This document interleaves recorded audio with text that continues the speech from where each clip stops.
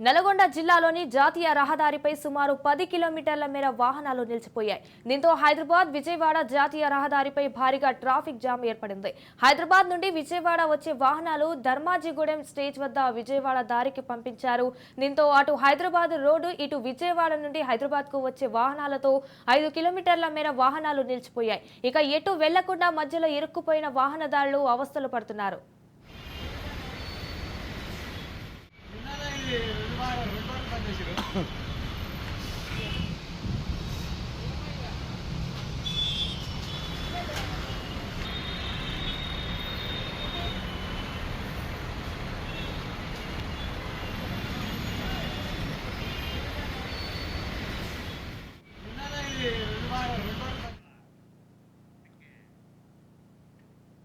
నల్గొండ జిల్లాలోని జాతీయ రహదారిపై సుమారు 10 కిలోమీటర్ల మేర వాహనాలు నిలిచిపోయాయి. దీంతో హైదరాబాద్ విజయవాడ జాతీయ రహదారిపై భారీగా ట్రాఫిక్ జామ్ ఏర్పడింది. హైదరాబాద్ నుండి విజయవాడ వచ్చే వాహనాలు ధర్మాజిగూడెం స్టేజ్ వద్ద విజయవాడ దారికి పంపించారు.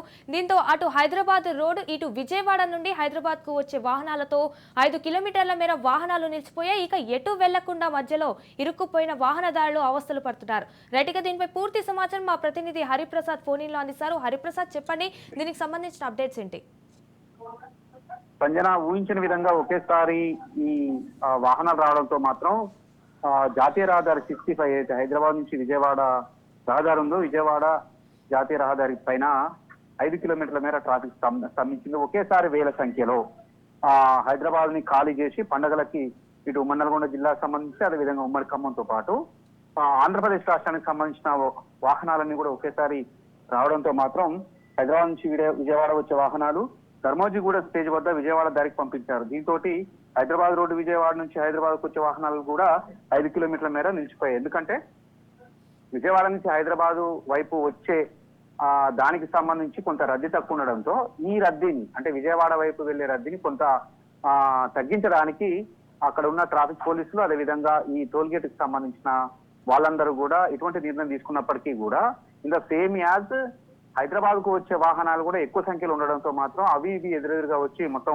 ట్రాఫిక్ జామ్ అయింది. సుమారు 5 నుంచి 10 కిలోమీటర్ల మేర చాలాసేపటి నుంచి వాహనాలు చాలా మందకొడిగా నడుస్తూ ఉన్నాయి. దీంతో ఇటు అంటే గంట క్రితం వరకు కూడా హైదరాబాద్ నుంచి విజయవాడ వైపు వెళ్లే వేనే కొంత ట్రాఫిక్ ఉండగా హైదరాబాద్ కు వచ్చే వే మాత్రం కొంత సరళంగానే ఉంది. అన్ని వెహికల్స్ తొందరగానే వస్తున్నాయి. కానీ దాన్ని కూడా మనం వాడుకోవాలనే ఉద్దేశంతో పోలీసులు కొంత వ్యవహరించినప్పటికీ కూడా అది రివర్స్ గా మారి ఎదురుగా వచ్చే వాహనాలతోటి కూడా ఇప్పుడు మొత్తం ట్రాఫిక్ జామ్ అయింది. ట్రాఫిక్ క్లియర్ చేయడానికి పోలీసులు నానా ఇబ్బందులు పడుతున్నారు. ఎందుకంటే ఈ రోజు సెకండ్ సాటర్డే, నిన్నటి వరకు ఉద్యోగాలు చేసిన ఉద్యోగస్తులు అదేవిధంగా హైదరాబాద్ నగరంలో ఉండే ఆంధ్ర ప్రాంతానికి సంబంధించిన వాళ్ళందరూ కూడా తమ తమ వెహికల్స్ లలో అంటే ప్రైవేట్ వాహనాలు తీసుకొని తమ సొంత వాహనాలు తీసుకొని ఈ రోజు ఉదయం నుంచే వాళ్ళు తమ ఊర్లకు ప్రయాణం చేస్తున్న నేపథ్యంలో ఎప్పటికప్పుడు ఏ రకంగా ఉన్నది అని తెలుసుకుంటూనే నిదానంగా వాళ్ళు బయలుదేరారు. మధ్యాహ్నం సమయం వచ్చేసరికి ఆ ట్రాఫిక్ అనేది చాలా ఎక్కువగా మారింది. ఈ ట్రాఫిక్ ని తగ్గించడానికి హైదరాబాద్ వైపు దారిని కూడా అంటే జాతీయ రహదారిని కూడా వాడుకోవడానికి ప్రయత్నించారు. వాడుకున్నప్పటికీ కూడా అలా కూడా మొత్తం ఎదురుగా వెళ్లే వాహనాలు అక్కడ రావడంతో మాత్రం ఇటువైపు వచ్చే వాహనాలతో కూడా మొత్తం ఇటువైపు వే కూడా మొత్తం ట్రాఫిక్ జామ్ రావడంతో మాత్రం పోలీసులు మళ్ళీ వేరే ప్రత్యామ్నాయ మార్గాలు వెతుకుంటున్నారు. త్వరితగతిన వాటిని పంపించడానికి మాత్రం ప్రయత్నం చేస్తున్నారు. దీంతో తొందరగా అంటే చాలా కాలం నుంచి హైదరాబాద్ లో నివసిస్తూ చాలా కాలం నుంచి హైదరాబాద్ లో వ్యాపారం చేసుకుంటూ కేవలం పండుగల సమయంలోనే ఇంటికి వెళ్లే ఎవరైతే ప్రయాణికులు ఉన్నారో తొందరగా వెళ్లాలని ఆతృతలో ఉన్న ప్రయాణికులందరూ కూడా ఈ ట్రాఫిక్ జామ్ లో చిక్కుకొని కొంత ఇబ్బందులు పడుతున్నారు. దీంతో కొంత పోలీసులు ఏం చేయాలనో పాల్గొన్న స్థితిలో మొత్తానికి అదనపు బలగాల్ని తెప్పించి ఏదైతే రూట్ క్లియర్స్ ఉన్నాయో ఆ రూట్ అన్ని కూడా క్లియర్ చేసుకుంటూ చిన్నగా వాహనాలని ముందుకు పంపిస్తున్నారు.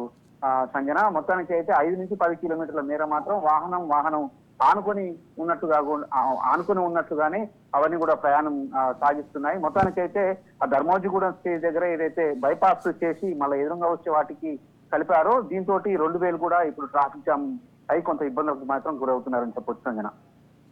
Right, thank you for the updates Hariprasad.